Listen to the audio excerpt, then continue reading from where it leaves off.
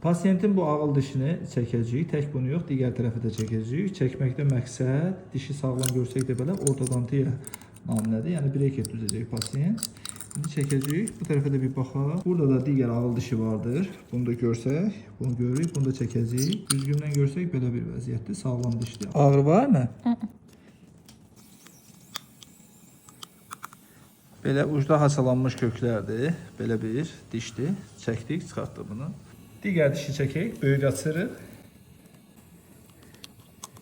Dişlərin kökləri belə əyri olduğu üçün, bax belə, bunun aralarını təsəvvür edir, sümüklər dolub eləyib, ona görə əyri olduğu üçün çətinlik. Əslində çətin çıxmır da, yəni biraz müəyyən qədər bir təzyiq lazım olur. Belə. Bizə deyin görüm, ağrı oldu mu? Yox. Ağrı olmadı. Çox qorxurdunuz. Deyirdiniz dəqiq ağrı olmayacağını falan. Açın, böyük açırıq, böyük açırıq, böyük. Biraz açırıq, bağlayaq.